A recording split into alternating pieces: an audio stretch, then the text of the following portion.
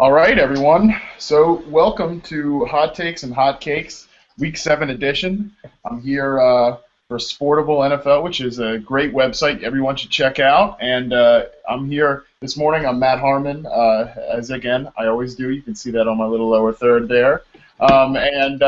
You can follow me on Twitter if you so choose. That's a way you can do that. And I'm here today with my co-host Dan. How are you doing this morning? What's going on, Matt? Happy to be here as well. As Matt mentioned, we're doing this for Sportable. If you haven't heard of Sportable yet, get on it. We have great content coming out every week, and the best part about it is that it doesn't take much of your time out of your day. Everything has to be a limit, character limit, kind of like Twitter, but an upgrade. We get to write a little bit more, so we're just giving the facts and the actionable information without any of the clutter, and that's kind of what you can't get anywhere else except for maybe one other site on fantasy football in the industry, and people like that other site. So Sportable's doing a good job with it. You should check it out, and I think you'll like it. Today, we're going to break down this. We're going to do it the same way we always do. We're going to answer all the questions first, break down a few key matchups we like, bring on TJ for daily fantasy advice. TJ Hernandez, you probably know if you're in the fantasy football industry or if you're just reading a lot on this. And then we're going to get to the last final questions we've got. Just to go over it, you can find me on Twitter at Dan Schneier NFL. You can see that down there. You can find my content over the week for Pro Football Focus. I write 3 articles for them weekly and also do the Fantasy Slant podcast with Dennis Farrell. You can listen to that. Or you can find my stuff on the Giants. I'm on the Giants Beat podcast twice a week, so I recap games there. And basically, me and Matt, the best thing I could say that we do on this show is go over individual matchups. We're not going to talk about like the Browns' run defense gives up the third most running back points and use that as a point. We're going to tell you why this Browns' run defense is doing well or struggling because they have injuries up front, or break down the defensive linemen and the players at the second and third level. I think that's where you can find a key advantage in the matchups and in your fantasy plays. So hopefully you take some information from this away, and hopefully it works out. And with that note, let's probably get this started, right, Matt? Yeah, let's kick off with some questions. We've got plenty this weekend, and the first one I want to tackle, it comes in from @Chris_Lomas_, and he's the Football Observer on Twitter. He's a loyal follower of the show, so we appreciate Chris. And he asked us something that we can kind of go a little in depth on, and that's Russell Wilson's fantasy production going forward after the shocking Percy Harvin trade. So, Dan, do you have any sizzling hot takes on Percy Harvin now and Russell Wilson as well? So first, touching on Russell Wilson, I'm a little intrigued by this situation from a fantasy standpoint because I think in recent weeks that the jet sweep wasn't really playing the same role it had been, and I think Harvin, well, he can do a lot horizontally and laterally, and he has a ton of lateral explosion. He's not really a vertical route runner. I've never thought he was. Other people have said they like him as a vertical route runner. I think he's better than most people think, but personally, I haven't seen it. So I'd like to see this offense now with Paul Richardson. I hope they're going to move Paul Richardson into the lineup. He's an explosive rookie out of Colorado. When I watched his game film during the draft, I came in very, very anti him because he's not a classic size speed guy, and that's what I usually like in the NFL. Those are the guys that usually translate over the best. But he just has this ability to create separation with his speed. He dips in and out of his breaks really well, and I think that he's perfect for this type of West Coast offense. That I wouldn't even call it a West Coast offense, but this type of offense, it's close to it, that Seattle runs up there with Darrell Bevell as the offensive coordinator. So I think if they can get him on the field, and I think that by the end of the season, he may end up being the #1 target. A lot of people are asking me, okay, do I want to pick up Curse? Okay, do I want to pick up Doug Baldwin? And I'm thinking, I don't know how much either of their value is going to go up. I'm actually leaning towards stashing Richardson right now. I think he's the best talent. I think, as I mentioned on the show a bunch of times, talent rises to the top. So I think that he's going to get more snaps.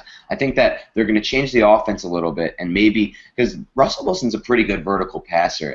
He doesn't have the greatest arm, but he's pretty accurate on those throws, and I think that could help his fantasy value, and it could have the defense push back a little bit, which will allow Lynch to run more and maybe him to run more as well. So personally, I don't think this is going to hurt his value as much as many others do. I think I'm still high on Russell Wilson. And just to touch on Harvin for a second, as you mentioned, Matt, I know he wasn't in the question, but I think this trade could actually help his value. I think that things were going to be rough if he tried to make it another week in Seattle after what he did last week. From the reports I read that he refused to go back in the game in the fourth quarter, which is unbelievable. I've never seen a player do that. I'm happy that he's not a Giant for that reason. But and he wasn't doing much in recent weeks anyway. And now that he's in the Jets, Morningwig's run a lot of these tricky. I've been watching some Jet games this year with my roommate, and Morningwig is running a lot of tricky plays, a lot of plays that are not the jet sweep but are pretty damn close. And now that he brings in Vic and does like a wildcat a bunch, which is just a waste of a play, but he doesn't seem to think so. So now that he's in there, Harvin will probably get his carries, and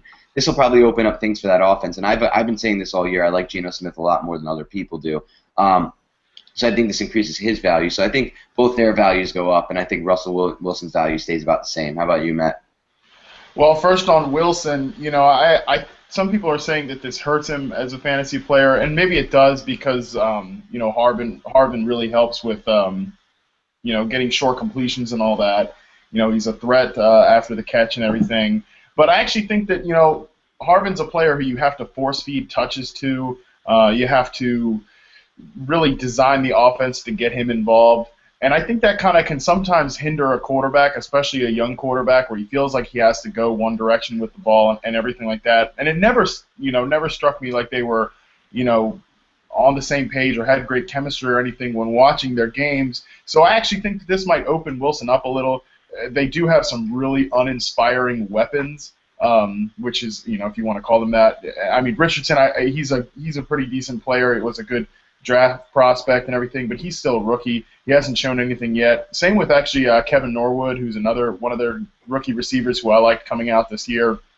Those guys probably aren't ready to step up. Maybe they'll get better in the latter half of the season. We'll see. But for now, with Wilson, he has guys like Baldwin and Kearse who he's always shown some good chemistry with. I think this can actually kind of free Wilson up to just kind of do his thing. And we've already seen that, he can tear up a defense on the ground as he did to Washington on a few Monday nights ago. So he's a guy I still see him as a fantasy starter. I think he's going to have a big day against the Rams today. I think people might start to react poorly to the Percy Harvin trade. Maybe you can buy low on him at this point, and you can still get him pretty cheap on DraftKings, which I'm sure we'll talk with TJ about later. But anyways, yeah, so I'm not worried about Russell Wilson all that much. And as for Harvin, I am worried about Harvin. I tweeted out this week that, and it actually got retweeted like 60-something times, which is nuts for for some low-level guy like me. But, Percy Harvin was banned from playing all high school sports here in Virginia. I mean, like all sports, because he was just such a I'm trying not to be too mean here, but I mean, he was just such a problem guy all the way back in high school. And, I'm the type of person, I don't hold that against people forever. I'm very much willing to forgive a lot of things that players do when they're even college prospects, much less high school players. But, that pattern seems to have continued with Harvin. Two teams have pretty much essentially washed their hands of him and said no thank you. I mean, I remember a few years ago when the Steelers, after Santonio Holmes had the Super Bowl MVP, he was a Super Bowl MVP, and they traded him away for peanuts to the Jets because they were just so sick of him.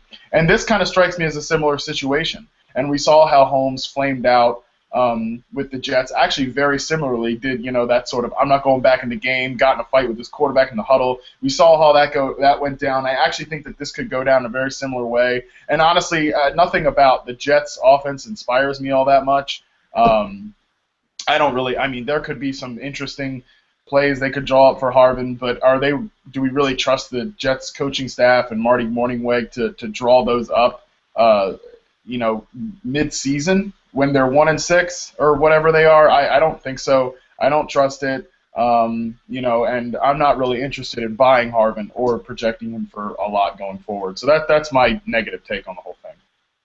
Yeah, I mean, like I said, there's some players who just are never told no. Harvin was never told no as a kid.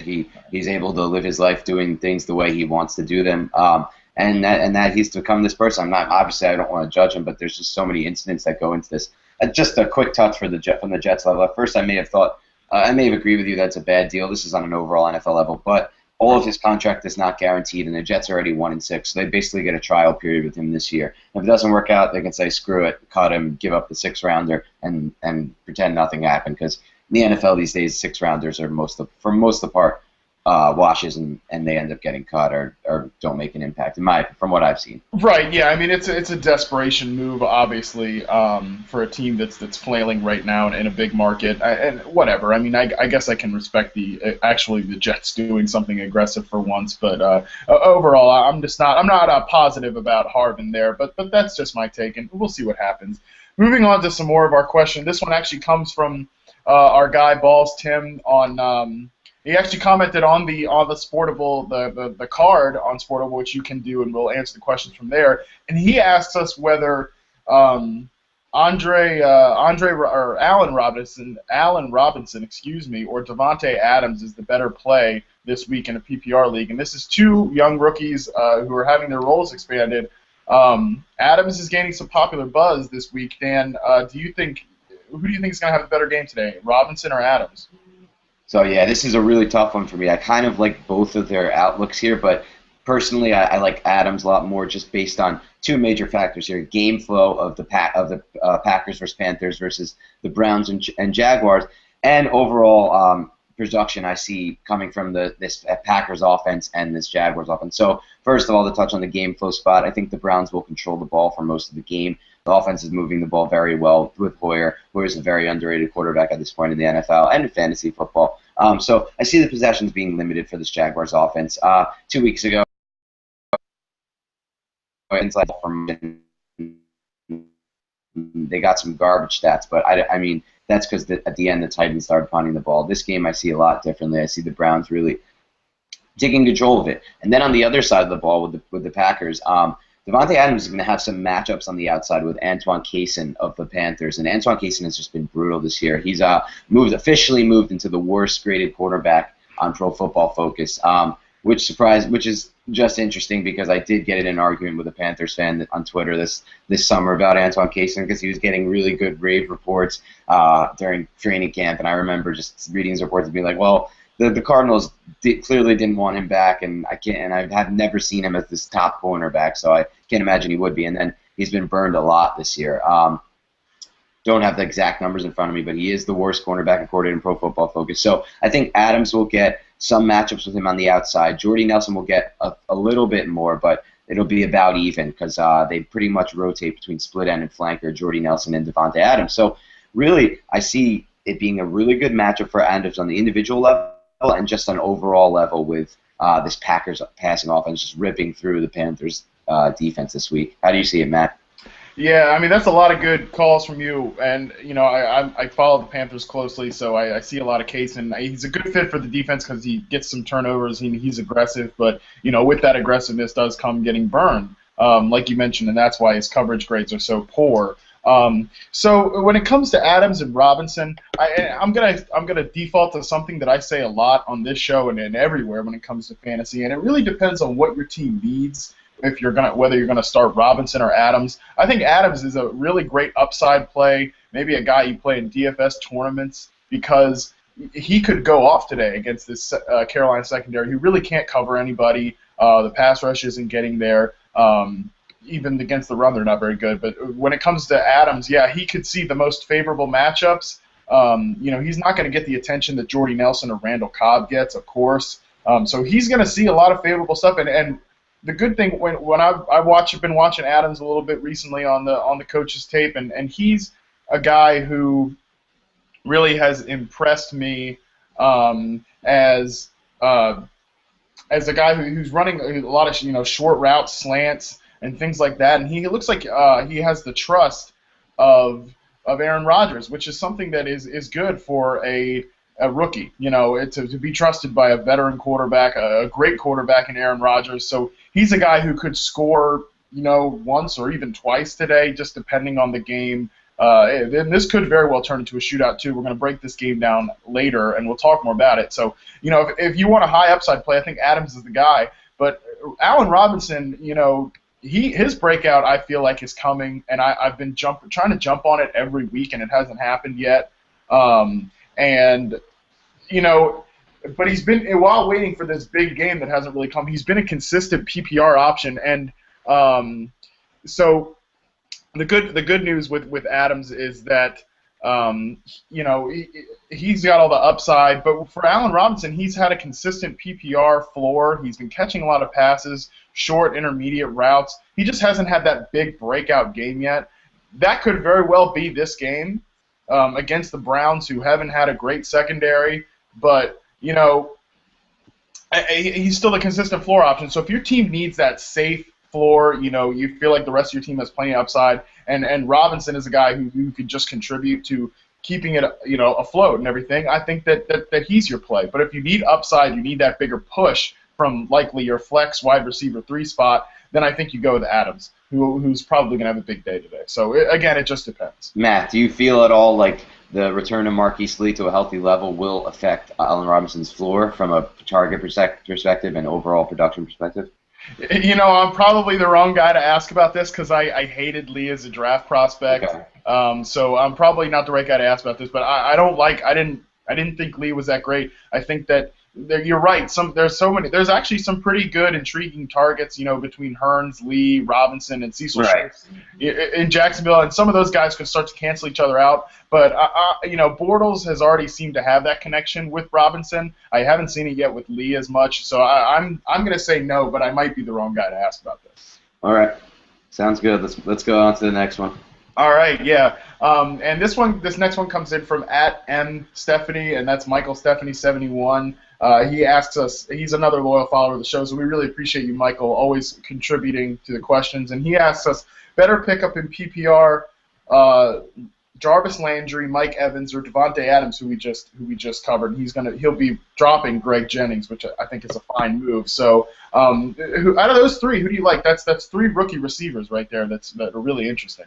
So we got Landry, Adams, and who was the third, Matt? Mike Evans. And Evans. Wow. Okay. So I'm going to start by ruling out Jarvis Landry. It's not that I don't love Jarvis Landry and his talent. I wrote an article about him before the draft. I believe he's really underrated prospect, and just he's the guy who's never going to jump off the page with his vertical or his 40, but he just gets open and is really strong at the catch point. But I'll rule him out for the full reason that I think Gibson was practicing this week, and I think he'll be back. So I don't think the snaps are going to be there for him.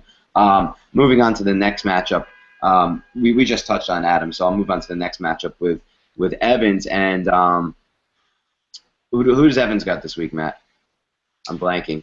Bucks are on a bye this week. Oh, Bucks are on a bye. It's not a question about this week. It's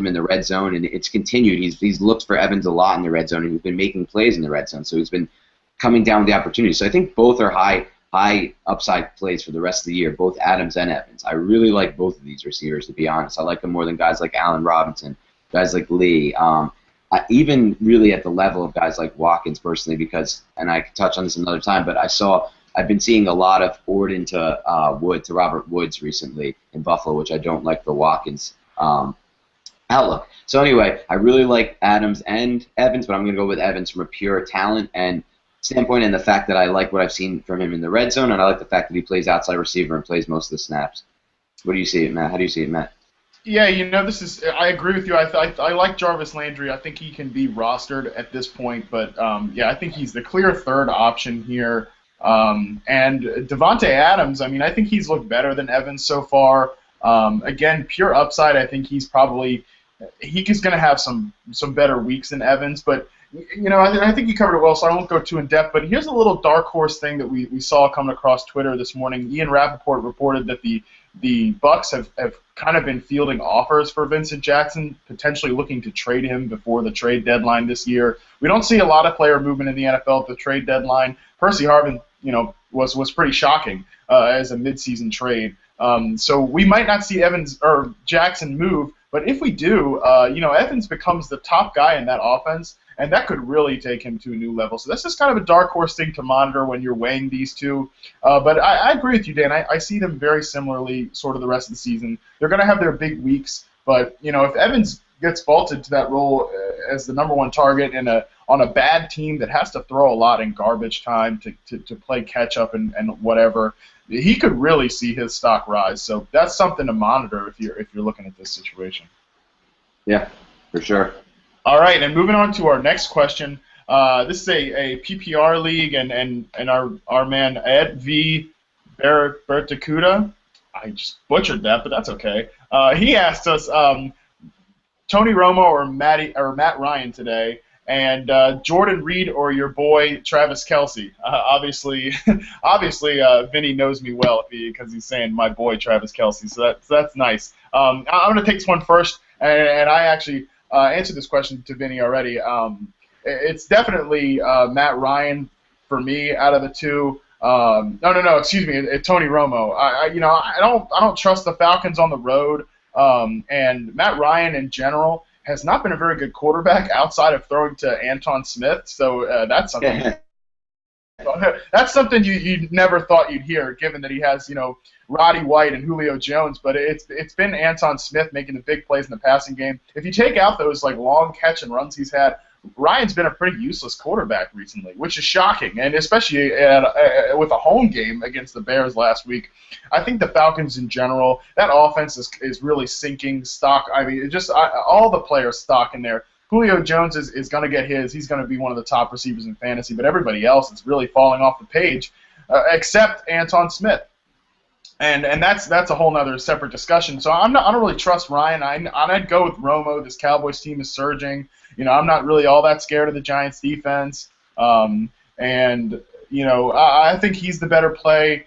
Although perhaps it's close, but again, I just almost always break ties against Matt Ryan and Falcons players not named Julio Jones when they're on the road, as they are against Baltimore later. And when it comes to Jordan Reed and Travis Kelce, I mean, I'm excited about Reed's potential upside now that he's healthy, and it looks like he's clearly ahead of Niles Paul in the pecking order. But when it comes to Kelce, I mean, I don't, unless it's Graham or Gronkowski, I don't put Kelce on the bench for anybody, or Julius Thomas. I should definitely throw him in there. But I don't put Kelce on the bench for anybody, even though it's not a great matchup today statistically. I'm still going with Kelce over Reed. Do you disagree on either of those takes, Dan?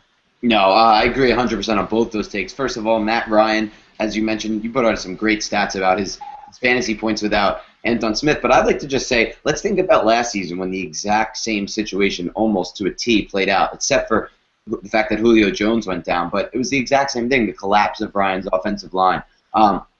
This year, left tackle Sam Baker goes down and can't. Then he loses his left guard, his center, his right tackle, and he's back. And Jake Matthews, the rookie, is not playing well at all at left tackle. He's graded out as one of Pro Football Focus's worst overall tackles in the NFL. So he's not getting any time back there. He's checking down on every play. He can't get anything going. And at this point, to me, it's the same thing as last season when Ryan was a back end. I think he may have finished outside of QB, the top 12 QBs. I got to look that up. But he was not a recommended play most weeks. And this week, we'll get into it a little bit later, but I love Romo's matchup against a reeling Giants secondary that's dealing with an incredible amount of injuries at cornerback.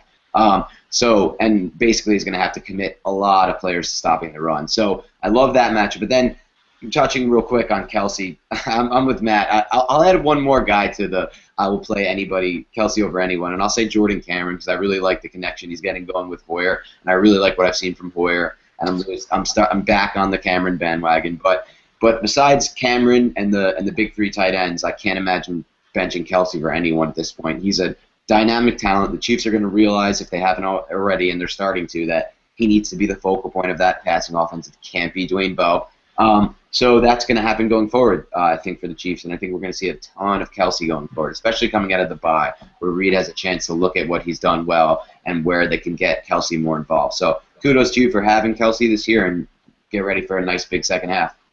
Yeah, absolutely, and it's good to see Dan is like many of us fantasy analysts this year have been just here on the sidelines chanting Kelsey. Yeah, I mean we love Kelsey and he's fantastic. So absolutely, you always play Kelsey and Jordan Cameron's a good call to put in those four pretty much elite wise tight ends.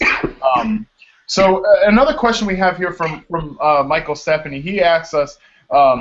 Kirk Cousins or Derek Carr as a bye week fill-in this week. He has Nick Foles on a bye, so those are his two options to play. These are guys who have, fantasy-wise, I mean, Cousins has been pretty much a disaster in some weeks as a real-life quarterback, unsurprisingly. But fantasy, he's still a guy that you can play. I've been playing him in a few leagues, and he still gets some pretty good points despite all the turnovers. Derek Carr has exceeded my expectations as a rookie, so for me, I'm going to go with Cousins this week. Washington is at home. The Titans are a pretty poor defense, a pretty poor team altogether. So I'm going to go with Cousins this week over Derek Carr. What do you think, Dan? That's an interesting take because I don't like what I've seen from this Cardinals pass defense this year. Patrick Peterson's not playing well. He's playing injured, I think. I have to imagine. And Antonio Cromartie's hip, to me, seems like and he just doesn't seem like he has that burst he had in 2012 when he was a great cornerback. Last year with the Jets, he was one of the worst corners in the league. So I think they can be attacked. They don't have much of a pass rush now, and it's going to be another game without Darnell Dockett. I mean, I'm sorry, not Darnell Dockett, Calais Campbell, who's by far their best defender for the Cardinals. So from that standpoint, I do like Carr's matchup, but as Matt said, I think at home you got to roll with Cousins here, in what should also be a pretty damn good matchup against this Titans defense. It's not that great. Now the Titans are worse against the run than they are against the pass, and that's for sure. But I've really liked what I've seen from this Redskins offense in the past 2 weeks with Cousins. He's starting to settle in a little bit more, and he's got great weapons with Garcon, Reed, and Jackson. He started to use Reed a lot last week. So with those three options, and even Helu, if they want to start using him because he's a really good pass down running back, I really think that the move here is Cousins, and that's pretty much take it at that. Yeah, we agree there, and that's another game we're going to break down later, so stay tuned for that. A few more questions here before we wrap up this segment. This one comes in from at Red Velvet Dave on Twitter, and he asked us who to start: Steven Jackson, Jeremy Hill, or Jerick McKinnon. I'll be honest, Dan. There's one clear answer who I'm saying no to, but I want to hear your take on this. So I'm in the bandwagon of I never play Steven Jackson. I think that was the one I was like, no, not that one. I have an article like Taking Timeshare, which just looks at the backfield splits every week and kind of tries to look for trends and new things. And I think I've written in 4 straight weeks like, don't play Steven Jackson. Do not play him. And I've showed these, like he plays like 2 pass downs a game. He's had 1 game where he got catches, which was wild, and he hadn't done that at all since then. He's literally just a touchdown dependent guy. So you're playing him and you're going to get 5 or 6 points from yards, and then if you get the touchdown, he saved your week. If you don't get the touchdown, it's a 5.6 piece of crap week. So I'm out on him. But the other 2 options aren't really too intriguing for me. I mean, I like Hill if he can get the snaps because the Colts are a really bad run defense and it's kind of shady. People don't know that, but teams have been able to run on them pretty well this year. So I think, just according to Pro Football Focus, at least I'll get up these grades just for people who want to know the numbers. The Colts have the 3rd worst run defense according to Pro Football Focus. So he has a good matchup, but will he get the snaps? I'm not sure because I think Luck's going to have a really easy, good time against this Bengals defense. So I think it's going to be the Geo show, unfortunately for Hill. So I don't know if I can roll with Hill. But then moving on, they said they want to get Asiata back involved, the Vikings. I'm not sure if that'll be the case. But either way, the Bills have a really tough run defense. So regardless of McKinnon's getting touches, I don't really love McKinnon. So now I'm kind of put in a situation where I don't really love any of the plays. So I'm going to go with so the upside play to me here is Hill because Hill, if he gets his snaps, will be very productive on his snaps. And if the Bengals can limit the Colts on the Colts offense, then he will get more snaps, and that's not out of the realm of possibility. And I'm going to say McKinnon is the safe play, the highest floor McKinnon, because just from a touch perspective, I don't buy that. I think it'll be more of an even timeshare with Asiata and McKinnon, which is something McKinnon hadn't gotten either until last week. People said, okay, McKinnon got about 70% of the snaps to Asiata's 30, and before that it was like Asiata 70 to McKinnon 30. So even if McKinnon only gets 50, it's still an upgrade on what we've seen all season. And I think he can do some stuff in the passing game. So highest floor, I'm going to say, is McKinnon. Highest upside and highest ceiling, I'm going to say, is Hill. And I'm going to say don't play Jackson at all. How do you see it, Matt? I think you did a great job breaking that down, especially the don't ever play Steven Jackson at all. So I mean, yeah, right. I'm interested in the aging running back who doesn't play on passing downs in a four-way timeshare on a bad offense. So yeah, no thank you to Steven Jackson. I think you did a great job breaking that down. So I'm actually going to leave it at that. And we just got a question from a listener who's watching now, and this comes from Chew Siegs on Twitter. I'm so bad at these names sometimes. He says, I'm listening now. I see you're talking about Kelsey. I have Jordan Cameron starting. Would you play Kelsey at the flex over, he says Floyd. I'm going to assume that's Michael Floyd. Right. And Ronnie Hillman. Let's take it as Michael and Matt, Michael and Malcolm, just so we can give him better. Sure. Yeah, well, we can do that. So if he has Kelsey, does he put Michael Floyd or Ronnie Hillman on the bench for Kelsey? Okay, so this is an interesting question. So if it's Malcolm, I'm going to say you can take Malcolm out. Chiefs defense has been playing much better. So I think that even though they were burned in coverage a lot earlier this season, and Rivers is good and Malcolm makes a lot of big plays, there's too many other good actions. Now, if it's Michael Floyd, Ronnie Hillman, or Travis Kelsey, this is really tough because Hillman is just going to be a volume guy. But I don't think the Niners will play defense the exact way that the Jets played last week. So the Jets kind of played. I was watching that game. I rewatched it on Game Rewind. It was really interesting what I saw from that Jets front, from that Jets defense. Rex Ryan was playing oftentimes with two down defensive linemen, just saying, "Run the ball, Peyton. I dare you," and he did. And Hillman had a good average. Hillman had over 100 yards rushing. I don't see the Niners doing that. They're not that kind of defense. They don't really run that. I've never really seen them try to put two guys at the line. They kind of have a strong front and keep it that way. So I'm taking out Hillman. So now it's Kelsey or Michael Floyd. So I love Michael Floyd's matchup against this Raiders defense. They've not been good against the pass. They had a good game last week against the Chargers, but not against the pass. Rivers lit them up in the second half, and it just comes down to the fact that they have a great pass rusher in Khalil Mack, and he's been really good around the edge, but the Cardinals have an elite left tackle in Jared Veldheer. Jared's been unreal this year. It was an incredible offseason signing for the Cardinals, one of their best in a long franchise history, in my opinion, as crazy as that sounds. But if you watch those Cardinals games last year, they lost so many games because Palmer was getting pressure around the edge from his blind side and just forced fumble or pressure into a terrible throw. And now they have a dominant left tackle in pass protection there in Veldheer. So he's going to give Palmer time today, and then Palmer will find Floyd, and I think Floyd's in for some really, really, really big plays. Now, as much as I love Kelsey, and the matchup's not horrible against this Chargers pass defense. It's really shown some signs of decline in recent weeks, or really just with that Raiders game. I still think it's been more over the top plays, and I don't think you can really bench Michael Floyd in this matchup. How do you see it, Matt? Yeah, I love Floyd in this matchup. So that's a tough call for me. You're right. Malcolm Floyd, I would definitely put Kelsey in over him if that's who we're talking about here. And Ronnie Hillman, too, honestly. Hillman had his 100 yards against the Jets last week. But you know what? I don't expect that to continue. I don't think Hillman's a great back or anything. Wait, Matt, not to cut you off, but Drew actually tweeted me before earlier, and it's Malcolm Floyd for sure. So okay. Good. So so we're rolling with Kelsey then over both. Yeah, absolutely. Yeah, Kelsey over both of them. Way higher upside. Now, if you want a guy with a higher floor, I think you could consider Hillman, but I still think Kelsey probably has just about as high a floor as Hillman, really, especially in a PPR. If your league awards any points for PPR, I don't know about that, and Kelsey has such a much higher ceiling that to me Kelsey is the move here.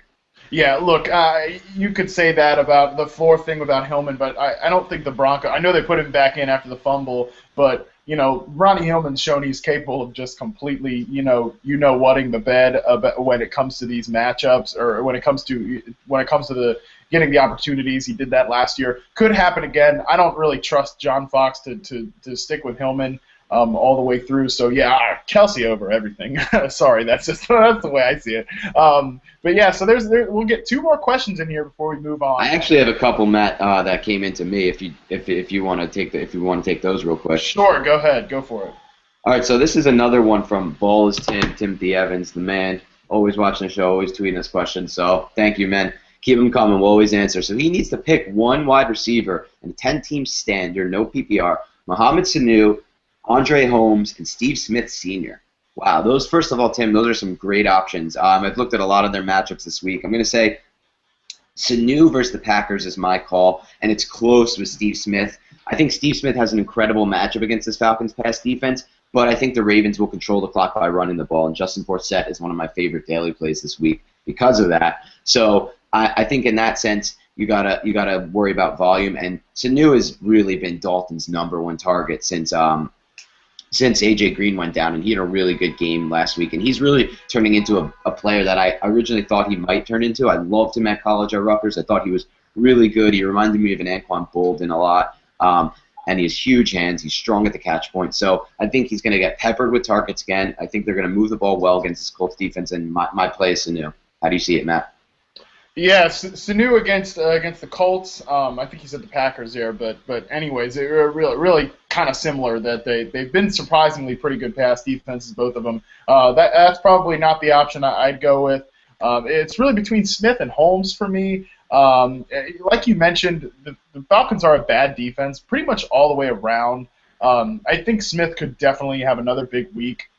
But, man, it's hard to go away from Andre Holmes right now. I just wrote him up for Football Guys this week using the reception-perception model, which we discussed last week on the show. Holmes did really well last week against the Chargers, obviously, and they have two really good corners in Verrett and Brandon Flowers. I'm pretty sure they're both like top 5 guys on Pro Football Focus, and which you know well. You could probably correct me if I'm wrong there. Both of those guys have played really well, especially in man coverage. Holmes still posted a positive success rate versus coverage figure for me in reception perception against those guys, and they're really good. And the Cardinals corners are really bad. They have not been playing well at all. And that's including Patrick Peterson, who some were lobbying for as the best cornerback in the league before the season. That has not played out. Peterson has been very good. Neither has Cromartie. This pass defense is just giving up a lot of points to wide receivers, and Holmes could very well have another big week this week. So it's between Smith and Holmes for me. Again, it comes back to ceiling and floor. I think Holmes probably has the higher ceiling, but the lower floor. Smith probably has the lower ceiling, but the higher floor. And he could have a very big ceiling today too. So it really depends on what you need. Again, I would probably go Smith just for safety's reason, because one thing I noted about Holmes in the reception perception study was he ran 31 routes against that I graded was 31 routes against the Chargers, and only caught passes on 8.1% of them, which is very low when it comes to wide receivers. So he's a guy that he could have some trouble, being consistent. So if you want that consistent option, I think it's Steve. So we're going to take one more question, and this is one that you emailed to me, Dan, and this is a wide receiver 3 in a PPR league, Anquan Boldin, Roddy White, or Allen Robinson. Then need to flex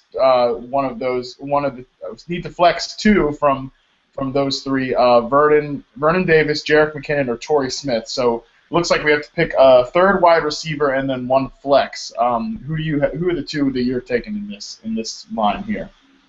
So I think I'm going to roll with, based on the matchups here, I'm going to roll with. This is a tough one, I feel like. I like Roddy and Torrey. That's tough to go both in that game. That's interesting. So I don't trust Verdon yet. I still think he's very touchdown dependent, and I think that's the wrong way to go in fantasy. So I'm going to rule him out. I explained earlier why I don't like Jarek in this matchup against a really tough Bills front four. Bolden to me is very hit or miss. Recently they've been targeting Floyd a lot. Brandon Lloyd a lot, and they have Stevie Johnson in there, and they really spread the ball around the Niners. So there's just too many options. Allen Robinson, I like his ceiling a lot less now that Marquise Lee's back in the picture. So now we've got Roddy, who's going to. So Jimmy Smith is a very good corner for the Ravens. He's going to be locked up with Julio Jones most of the game, which means Roddy's going to get some attention, single coverage on the other side of the ball, on the other side of the field, and in the slot, and he should be able to take advantage of that. Torrey Smith, I don't love his volume, but I like his matchup more than the other four guys I mentioned. So yeah, I got to be honest, I don't against a weak Falcons pass even. So I don't love any of these plays, but I would roll with Torrey Smith and Roddy in this one. How do you see it, Matt? Yeah, it's tough. I think for one spot you do have to get Torrey Smith in there. I know I just said a bunch of stuff about Steve Smith, but Torrey Smith is starting to get going. He was always getting open. Another perception receiver that I did this year. He was always getting open. Flacco just wasn't looking for him. He was really enthralled with Steve Smith, and hey, I can't blame him. I love Steve Smith too. Been enthralled with him for many years. Steve Smith is still going to get his, but Torrey is starting to really take off in that offense, which isn't surprising. Flacco's looked pretty good. They have a great matchup today against the Falcons. I think Smith could definitely have another big week, and he'll see some favorable matchups from the Falcons' right cornerback, who's not a good player. Desmond Trufant isn't playing as well, but he's the left cornerback, and he'll probably see more of Smith. But anyway, or Steve Smith, excuse me. So Torrey Smith is definitely the call for me in one of the spots. And then it's tough. The other options here, none of them really are all that appealing. Robinson does have that high floor, like we talked about, but Roddy White has been such a disappointment lately. But I don't know. I don't know if I'm ready to go back to him yet. I've been getting a lot of questions about him this morning, and it just shows you how far his stock has fallen, that he's involved in these, do I start this person or this person over Roddy White? So, I don't know. I guess I go back to him this week because I think this game could be a shootout.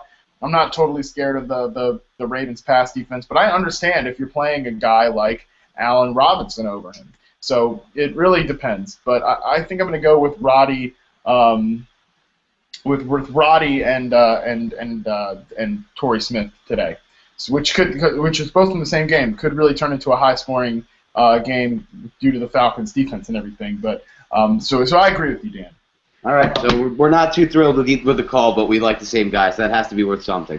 Right. Okay. Yeah. I don't know. It's a mess. It's a messy lineup situation there. Do you have any quick takes? We're kind of running close to kickoff here, so we're going to go rapid fire through the matchups talk.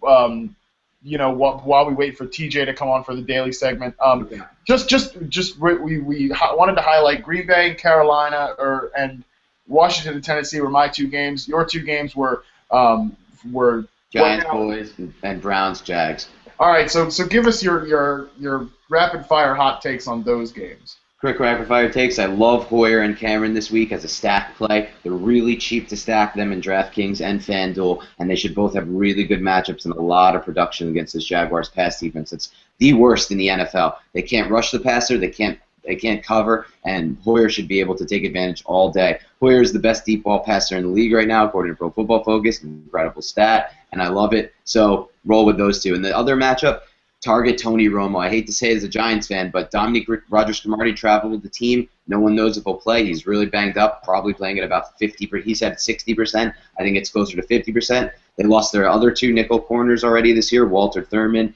and now Tremaine McBride. They're going to be banged up, and Romo's going to be taking advantage as they try to sell out to stop the run. Andre Williams, he burned you last week. If the Giants can keep this game close, he's going to have a good game. The Cowboys have the fourth worst run defense, according to Pro Football Focus. I'm sorry, actually second worst, right above the Colts. And Andre Williams should be able to get some holes, and the Giants want to establish a run. They won't get away from it. They didn't against the Eagles, and it was one of the big major downfalls. So target him. And if you're in a desperation play, maybe think about starting Odell Beckham. Who else is Eli Manning going to throw the ball this week? Ruben Randall's proven he can't really do it. And now that Cruz is out, there's not many more options. The Cowboys linebackers are good at covering over the middle of the field. That should take away Larry Donnell and could be Beckham's game. How do you see your games, Matt? Yeah, those are some good calls from you. Green Bay and Carolina, start with that one first. I just wrote a column for Black and Blue Review this week that you can check out on Cam Newton and his improved rushing ability last week. Newton's a stud right now. I mean, honestly, he's a top 5 NFL quarterback. He's top 5 fantasy too. Yeah, agree, and totally. But in both realms, he's a top 5 quarterback. Look, Agreed. Cam Newton is having the best season of his career as a passer. It's not even close. I mean, he's full. No attention yet either. No, and that's the bad part is that people still want to slander Cam every chance they can get, and they just haven't moved on from what they viewed him as a college prospect, as a young man, who made some mistakes or whatever, and that's fine. I mean, people can have that frankly stupid and antiquated view if they want, but the guy's a top 5 quarterback, and if they want to ignore him, that's fine. And I know that he doesn't have a great matchup against the Packers, who've surprisingly been a pretty good pass defense, 9th against quarterbacks right now. But as I mentioned in the column, Cam Newton is really improving as a runner. He looks healthy. He had great intent last week, whereas in the first few weeks he was ducking out of bounds, to save his injured body. Now he's looking to get downfield. He's running through tacklers again. I mean, you could read the Black and Blue Review column that I posted this weekend, and just breaking down the film of the differences, and he looks great now, and he's ready to be a top 5 quarterback. So he's a play. I mean, he's a play every week at this point, but he'll probably have a big day on the ground against the Packers defense. How many times have we seen Dom Capers struggle to stop read option passers? So I think many times. Way too many times for him to still have a job. But anyway, so.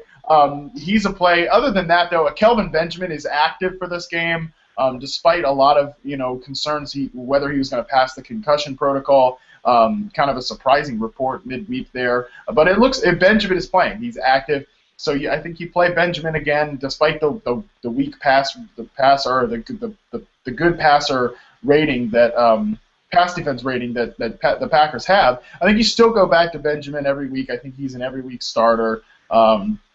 And he will be again this week. So, I think you go back to Benjamin. Other than that, I mean, I'm not too crazy about playing Greg Olsen. The running back situation, no, don't touch the running backs. I know Green Bay has not been a good defense on the ground, but we just don't know what this backfield is going to look like.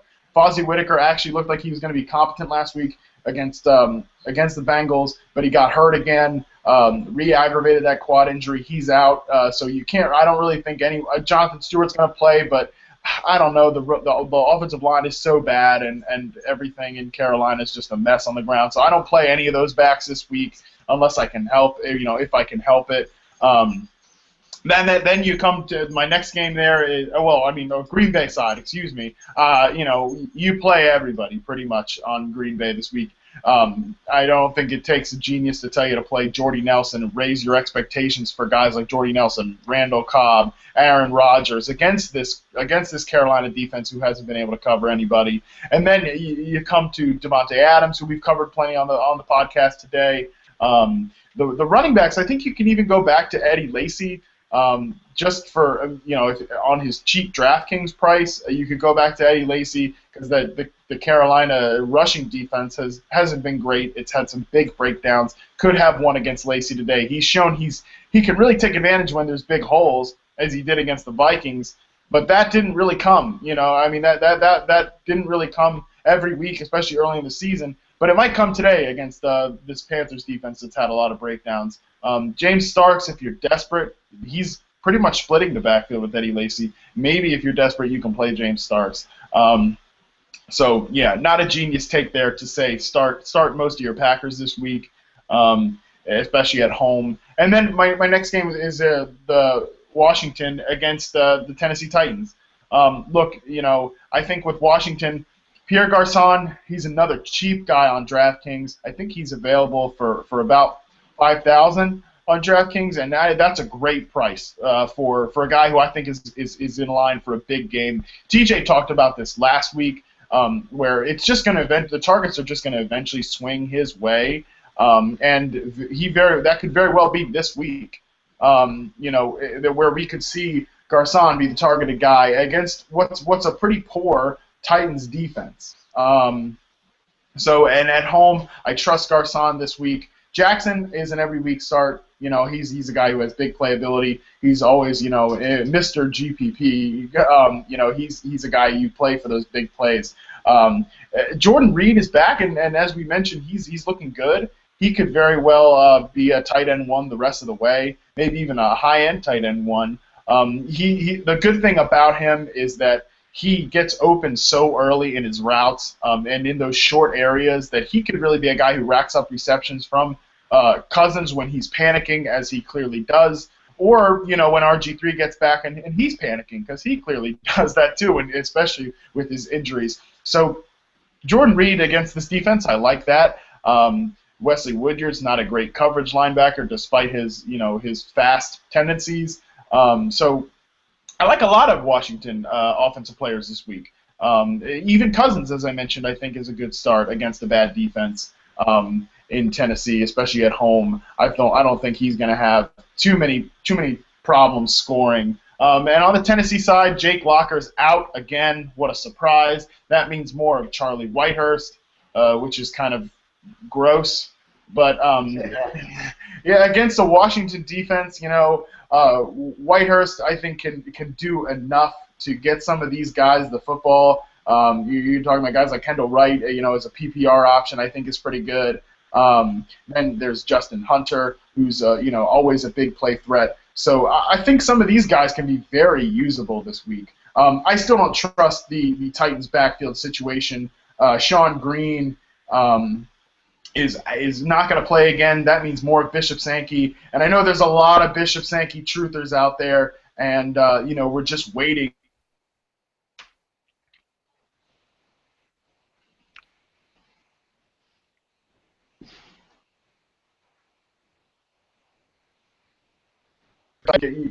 Did not do well with them at all.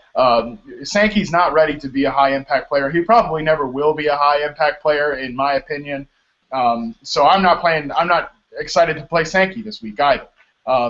So when it comes to Tennessee, I think you can roll with guys like Delaney Walker, Kendall Wright, if you limit the expectations, even against a bad defense, and Justin Hunter's an upside play at this point. And so Tennessee's always a messy situation, but you can play some of these guys and have some decent expectations because this defense is so bad. But I think Washington's players, especially Garcon, are going to be big plays today.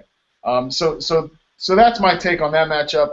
We have TJ Hernandez on live with us now, and he's going to run through all of his daily takes. We have another DraftKings Million, which I'm sure TJ can get on his daily fantasy high horse and talk about if he so chooses. So TJ, take it away. The floor is yours. And let's run through this daily stuff before we get out of here. All right, good morning. How you guys doing? Good. How about you, Tej? Fantastic. Good. Yeah, you touched on the Millionaire Maker. I'm actually not touching the Millionaire Maker at all this week. It's just 3 straight weeks of. I mean, it's a super. I got into it a little bit on Twitter with a couple people this week. They were talking about how it's not negative expected value if you're a really good player, and I was trying to explain to them that super top heavy payout and the big field, no matter how skilled you are. I mean, a lot of top players will admit this, that they know it's a negative EV play. So 3 weeks of just burning entries. I'm actually playing a lot more tournaments on FanDuel this week instead of DraftKings, just because DraftKings kind of lures you in with that super attractive big prize, but I think your money's spent a lot better playing in these 5,000 to 10,000 person field instead of these 50,000, 25,000 entry fields, where you can win 10 or 25K for first, but if you beat out a 5,000 person field on FanDuel, then you can get that $2,500 that you would get for third or fourth place in one of those big $50,000 $2 or $5 fields on DraftKings. So I've actually switched a lot of my tournament money over to FanDuel this week, just trying to make the best long-term play. Um, so that's just something that's been going on. But yeah, you guys were just touching on some of the games I've been looking at the closest this week for both uh, cash games and GPPs. You're touching on Eddie Lacy. He's only $4,700 on DraftKings. He's going to be anchoring both my cash and GPP lineups just because he's so cheap. He gives you so much flexibility. He hasn't been great, but he's gonna get his share of touches. Carolina defense has been bad against the run and against the pass. Like you said, all those guys on the Packers are in play. I'm kind of steering away from Jordy and Aaron Rodgers a little bit in my GPPs just because I think they're going to be so highly owned. I'll definitely have a Aaron Rodgers Jordy Nelson stack. I'll have some Jordy Nelson where I fit him in, and I'll kind of get back to that when I touch on Julio in a minute. But I'm kind of going Cobb instead of Jordy just to kind of get that contrarian play. He's always a guy that can get 2 touchdowns or 3 touchdowns with Aaron Rodgers throwing the ball, and then Devontae Adams if you really want to go off the board a little bit and save some money. But touching on putting in Jordy for Julio. I was my top guys this week were Julio and Dez just because I think a lot of people are off them a little bit in GPPs.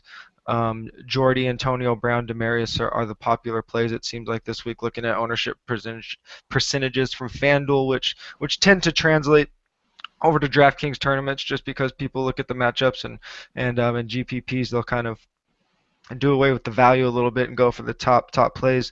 But that Julio Jones play, I'm kind of off now. I was just talking to Justin Bales over from Rotoviz, and he notified me that the DC area, they've got some huge wind gusts up there, and both the Tennessee-Washington game and Atlanta-Baltimore game, they're in the DC area. Baltimore's at home, but Washington's at home. So those wind gusts, the wind is what can really affect the deep passing game. A lot of people will stay away from rain or snow or whatnot, but that wind's what you really want to avoid, and they're looking at wind gusts up to 30 miles per hour in that area. So I was with you, yeah. DJ, I not to jump in on you here, but I live in Fairfax. I just moved into this new apartment here, so it's right outside the DC area. I can personally attest that the wind is wild today. I walked my little friend back here this morning, and the wind is blowing around here. So yeah. Absolutely. No, that's a super important thing to know because that'll really affect the deep passing game. So I was on guys like Garcon and Justin Hunter for GPPs. I had quite a few shares of them. So right before I got on with you guys, I was kind of frantically switching them out because Hunter obviously relies on that deep ball. So if you're gonna be if you're looking at those games, maybe switch over to get. I already liked Jordan Reed as a cash game and GPP play. I like him even more just because I think they'll be moving to that short passing game. Same with Delaney Walker. I liked him as kind of a contrarian GPP play just because his price is similar to some guys like Martellus Bennett that I think a lot of people will favor. So they might be favoring that short passing game. I'm pretty much getting off Justin Hunter and Pierre Garcon just because of that win. Same with Torrey Smith. I'm moving over to. I already had a lot of shares of Andre Holmes. Torrey Smith and Andre Holmes are pretty similarly priced across the board.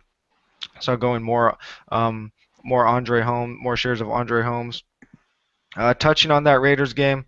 I love Andre Holmes. James Jones is also an option. They're kind of flip-flopped. I think Holmes is cheaper on DraftKings, but more expensive on FanDuel. Adjusted for strength of schedule, Arizona is the worst against wide receivers and second worst against opponents' number one wide receivers. So you can make an argument who the number one on the Raiders is. I think it's clearly Holmes since Rod Streeter's been out. He's led in targets. If you look at the season-long numbers, James Jones leads in targets, but Holmes has been way more targeted the last 2 weeks. So I like both of those guys. Andre Holmes for both cash and GPP, and James Jones for some GPPs just because Arizona's been really bad against the pass. Staying in that game, Andre Ellington's cheap on both sites. I'm gonna have quite a few shares of him in my cash games. He's probably gonna be one of the most popular plays, so I won't have too much of him in GPPs, but he's a guy that I really like going into the week against Oakland. He's going to get a ton of touches. I think he's averaging 20 touches a game right now, and he's averaging 3 or 4 catches a game.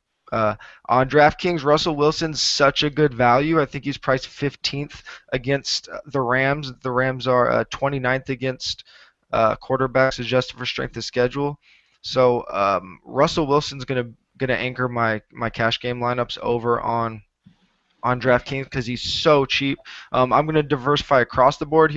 I won't own him in more than 70% of leagues, but I'll own him in all my DraftKings cash games. And staying in that game, with Percy Harvin gone, Doug Baldwin's a guy that's really interesting. He's only $3,300 on DraftKings, and let me see, on FanDuel, I think he's 48. He's cheap Yeah, he's there, 48. He's really cheap. Percy Harvin's gone, so Doug Baldwin's a guy that I'm probably not going to put him in my cash game lineups yet, but St. Louis is just as bad as they are against quarterbacks, similarly bad against wide receivers. They kind of go hand in hand. So he's a really interesting guy this week. If you want to go super upside, I guess Jermaine Kearse, but excuse me, but Baldwin's a guy that's already been their most targeted guy and one of their most targeted guys, and I think that number kind of has to go up with Percy Harvin out. What do you guys think about that? I'm sure you guys already touched on that a little bit, but that passing game without Percy Harvin in there. Yeah, we took that at the beginning of the show. I think that eventually Paul Richardson's going to get involved, the rookie. I really just like his talent the most of the group, but for now, it might not happen this week, and I think you're right. Baldwin could get involved, but Kearse could be the guy who gets the big plays over the top, especially against this Rams defense that gives up big plays. So I would lean towards Kearse more this week. Yeah, I've been leaning more to Kearse. He's in a lot of my GPP lineups this week and everything like that. And so those big plays over the top are appealing to me, like Dan said. So he's kind of been my guy this week. Yeah, and then just looking at kind of the more obvious values on DraftKings, Jamal Charles just looks like a glaring value at $6,700. That price seems really low for a running back of his caliber. Usually, those top guys are well over $7,000. Same with Le'Veon Bell. He's only $6,600 this week on DraftKings. So I'm gonna have quite a few shares of those guys. Brandon Marshall's pretty cheap, so I'm having a lot of cash game lineups. I'm gonna be going Alshon in my GPPs just because I think people will go towards that attractive price on Marshall. We've talked about this before. They're similarly priced, similarly talented. So for GPPs, I'll go with the more expensive guy a little bit because that'll give you a little more contrarian, unique lineup. But other than that, there's not too many glaring values. Brandon Oliver is an interesting GPP running back just because he's going to be getting a ton of the work. He's priced at $6,300, so I don't know how many people will be on him. With I said like Le'Veon only $6,600, Jamal Charles only $6,700. So Brandon Oliver is an interesting play at $6,300 if you kind of want to go contrarian running back. Ronnie Hillman's a guy. He's only $4,800 on DraftKings. He's going to get the majority of the work with. And in that Denver backfield right now, Niners are really good against the run. They're first when adjusted for strength of schedule and fantasy points allowed, but Denver's favored by 6.5. It's a high-scoring game. Obviously, their guys been Julius and Demarius in the red zone, but if you want to go contrarian and you kind of want to fade those receivers, but kind of get the touchdown upside that any Broncos starter has, then I don't think it's a bad idea to throw Hillman in some GPPs for such a cheap price. And then you guys kind of also touched on Jonathan Stewart. That backfield is a mess. That running game's always a mess, but he's so cheap. He can give you so much flexibility in those GPP lineups. So those are a couple of guys that I'm interested in GPPs there. Nice. Well, yeah. Just let me ask you real quick, TJ. How are you playing the whole, Peyton Manning chasing the record? Is that something that factors into your equation? Yeah, the whole hashtag narrative street. Yeah, yeah. Yeah, I mean, it is kind of one of those things where he's 3 away, nationally televised game. I mean, we saw it last year when he was chasing all these records. They really went after the records. They were leaving him in. If they're ahead, they're still running up the score passing. So yeah, it's definitely a thing. I'm gonna be playing. I have a couple Peyton Demarius stacks, Peyton Julius stacks, but in the lineups that you don't have Peyton, or you're not doing a Peyton stack, then why not throw Hillman in there for such a cheap price? Give yourself some flexibility in your lineups and maybe load up on some top. But yeah, I do think that's a thing for sure. Yeah, and the Niners were getting burned down the seam a lot against the Rams. Big plays Yeah. at the beginning of the game to Cooks. Yeah, for sure. Yeah, Niners secondary hasn't been great this year. They've been good against the run, but I think that's Right. kind of, I don't think their defense is great. I think that's just kind of more of a function of they've just been so easy to pass on this year. So uh, yeah, I'll have quite a few Broncos I think in lineups this week. This is the first week, like I said, I've been doing the Millionaire Make for the last couple weeks, so obviously it's cut my number of entries quite a bit. So I'm back to my normal allotment of $5 and $10 GPPs, and I'm scrambling because I'm putting in so many more lineups. And like I said, that last minute change with all the wind. I'm glad you got the first hand take out there. That's the Sportable Insider with the wind news, Matt. Yeah, official NFL weather insider. Me on my dog walks. I can tell you just how gusty it is out here. Yeah, 30-mile-per-hour winds are going to ruin that game, right? They Uh, will, though. They probably will. Yeah, you're right. It might. I'm I actually. like Forsett to begin with in that game against the Falcons run defense. Yeah, absolutely. Now it's even more cemented. Yeah, I didn't touch on him, but I mean, at 5,600 on DraftKings, full PPR. Right. I mean, he's only been averaging about like around 15 touches, I think, in the last couple of games, but he's still that Atlanta defense is just a cakewalk for running backs. Yes. At only 5,600, it's going to be really easy for him to meet value at that price. Right. Yeah, And he's only 62 on FanDuel, 6,200, so it's similar. Yeah. Yeah, on DraftKings, Lamar Miller, Justin Forsett, and Ben Tate all were at such appealing price points for guys that pretty much own that backfield now, all in good running games too. So that were three that really stuck out to me early on, and even later on in the week. And I still like Crowell too as a kind of a desperation sort of GPP play against Jacksonville too. Yeah, I'm kind of glad you touched on Lamar Miller and Ben Tate because they're both priced at 5,300. We saw last week when Cleveland got ahead, they just fed Ben Tate the ball.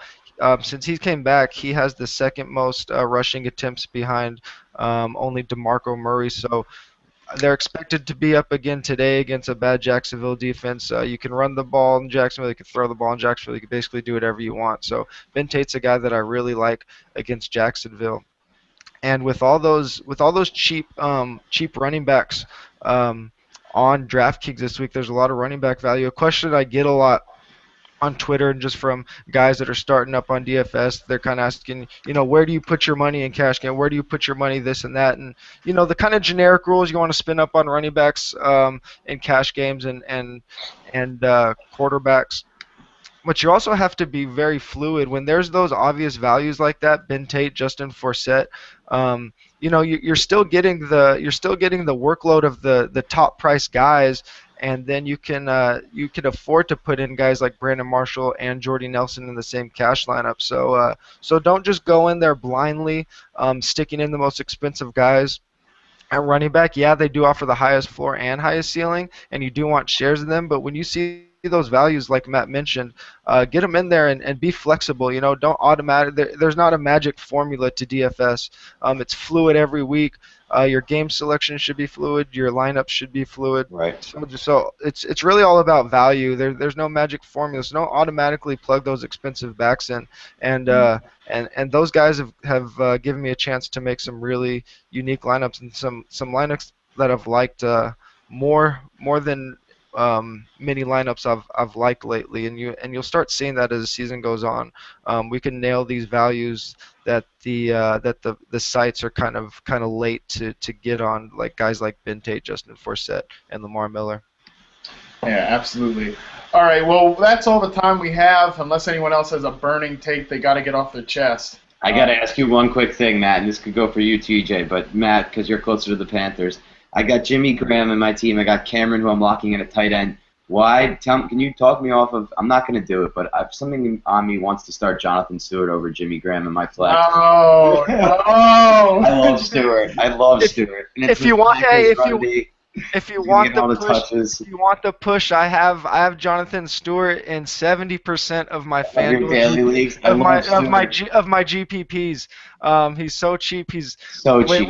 When he plays without D'Angelo, I want to say he's right around 100 total yards a game in his game with D'Angelo. I don't have that number in front of me, but I'm pretty sure it's right around there. That's great. And yeah, I think I don't know if I'd start him over Graham in a season long, but he's in a lot of my GPP lineups. Talk us off that, Matt. Why is that a bad idea? There's some utility in what TJ's saying for sure, but this Panthers ground game, I'd love to just see somebody actually play well before I put somebody in there, and honestly, no one is. And Stewart, I love Stewart too. I love his talent and everything. I've long wanted him to be successful in Carolina, but it hasn't happened this year, especially. So I don't think I'd throw him in season longs. I mean, the disclaimer there is I'm putting him in GPPs. You're looking for long shots, and they're guys that have very, very low floors, like 0-point floors. Right. So yeah, I mean, I'm putting them in GPPs because I think no one's going to play them because their running game's not good. But Packers have struggled against the run a little bit, so. Yeah, see, that's the thing for me is it makes sense to play Stewart in a GPP because they have really struggled against the run. We highlighted that kind of going rapid fire through the matchups. But and similarly to though in a season-long week, we haven't talked about Graham at all today, but he does have that 0-point floor today. Even because he's playing on limited snaps, we've seen him get like 16 points, 2 touchdowns in this situation last year. Same sort of deal. We know that, but he also has that 0-point floor, just like a Stewart does. So you have to be worried about that. In my season longs, it's one of those things where you have that. Is that my? Sorry about that. In season longs, if you have that investment in him and you don't have the wide open options that you do in daily, I think if he's playing, you just got to plug him in and hope he's playing because he's actually healthy. Right. Yeah, for sure. Excuse me. Yeah. So that's all the time we have today. TJ, you get to close out here with us today, so you get to promote yourself, which is always nice. We'll let you go first, and feel free to pump anything you want to here before you leave. For sure. I'm pumping out content every week on quite a few sites. You can catch me on Sportable. I'm always doing quite a few different cards, mainly focused on DFS. I'm working on a new little metric I call roster adjusted percentage of salary, which just kind of compares salaries across site. You can catch my FanDuel values on fantasyinsiders.com. I write a weekly column for 4for4. We do their tight end waivers, and then tight end by waiver wire column, and then I do a waiver wire column over at Apex Fantasy League, where I'm just kind of focused on the waivers for Apex leagues, which is a very, very deep league with a free agent blind bids. So that's where you can catch all my work. And then Twitter at TJ Hernandez. I'm always down to talk and not get harassed by Matt. So that is a virtual inevitability that you're asked by me. But and just to a word on TJ here to show you how much I trust his insight with daily. I am a sicko, and I am playing. I've been doing all week. I said I wasn't going to play that Millionaire Maker, and then DraftKings keeps sending me these damn notifications to my phone about why I should play it. And look, I'm giving in this morning, and I actually just subbed out, just made a roster adjustment to take out Garcon in that lineup. And put in Jonathan Stewart, which actually allows me to spend up on and I'm keeping Jermaine Curson there, and that allows me to spend up at another wide receiver spot. So that just tells you how much I trust TJ and everything. He's great. Follow all of his stuff. And continuing to close out here, Dan, why don't you give me your final words for the day? Yeah, my final words are just good luck, guys, in Week 7. Hopefully we've provided you with a lot of different individual matchups and answered all your questions. It was a long, big question session this week, which is, as Matt and I always say, what we want. We want to just answer questions, lineup decisions, trade decisions, players going forward. We had TJ on, who's, again, amazing at this daily thing, so you really got to get him. Listen to him. We get a treat getting him on every week. He's been featured on a lot of things lately, so that's cool. I see your name getting out there a lot, TJ. Good for you. Keep it up, man.